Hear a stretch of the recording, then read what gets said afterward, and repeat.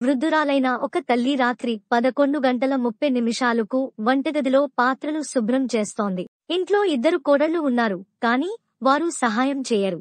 అటుపై గిన్నెలు కడుగుతుండగా వచ్చే శబ్దంతో అసౌకర్యానికి గురయ్యారు. వారు వెంటనే తమ భర్తతో, మీ అమ్మకు గట్టిగా చెప్పండి, ఈ సమయంలో ఇలా చేయడం వలన మా నిద్ర పడవుతుంది అని. ఇంత రాత్రి వరకు పాత్రలు కడగడం అపమని మీ అమ్మను ఆపండి, మేము నిద్రపోలేకపోతున్నాము అని చెప్పారు. అదేకాక తెల్లవారుజామున 4 గంటలకు లేచి పండుగకు పూజలు చేస్తారు కూడా అని వాపోయారు. ఆరతి చేసిన తర్వాత రాత్రి లేదా ఉదయం నిద్రించడానికి అనుమతి ఉండదు. నువ్వు వెళ్ళి మీ అమ్మను శబ్దం చేయకుండా ఆపండి అని కోడళ్లు ఆర్డర్ వేశారు.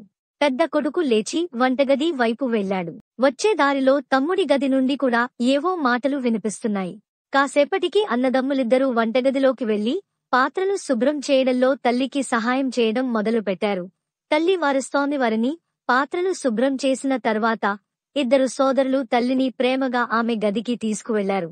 ఆ సమయంలో నాన్న కూడా మేల్కొనే ఉన్నారు. అన్నదమ్ములిద్దరూ అమ్మను మంచం మీద కూర్చోబెట్టి, అమ్మ పొద్దున్నే లేవండి, మనం కూడా పూజ చేయాలి, ఉదయాన్నే నాన్నతో కలిసి యోగా చేస్తాం అని చెప్పారు.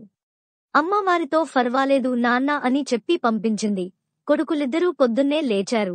రాత్రి 9:30కే పాత్రలు శుభ్రం చేయడం మొదలుపెట్టారు. అప్పుడు వారి భార్యలు, మీ అమ్మగారు ఉన్నారుగా, వారు ఏం చేస్తున్నారు అని అడిగారు.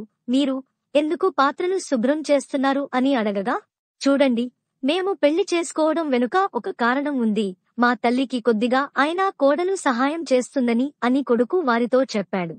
కానీ మీరు ఈ పని చేయడం లేదు, అందుకే మేము మా అమ్మకు సహాయం చేస్తున్నాము. ఇది జరిగిన 3 రోజుల్లో ఇంట్లో పూర్తిగా మార్పు వచ్చింది. లేకుంటే భర్తలు పాత్రలు శుభ్రం చేయడం మొదలు పెడతారు కాబట్టి కోడళ్లు ముందుగానే పాత్రలు శుభ్రం చేయడం మొదలుపెట్టారు.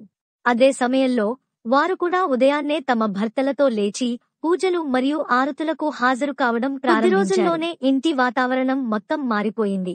కోడళ్లు అత్తగారికి, మామగారికి పూర్తి గౌరవం ఇవ్వడం ప్రారంభించారు. కోడలు గౌరవించినప్పుడు తల్లి గౌరవం తగ్గదు.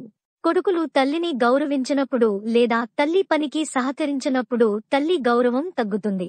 పుట్టుకతోనే వారితో మీకు సంబంధం ఉంది. ఎవరికైనా సరే తల్లిదండ్రులే మొదటివారు.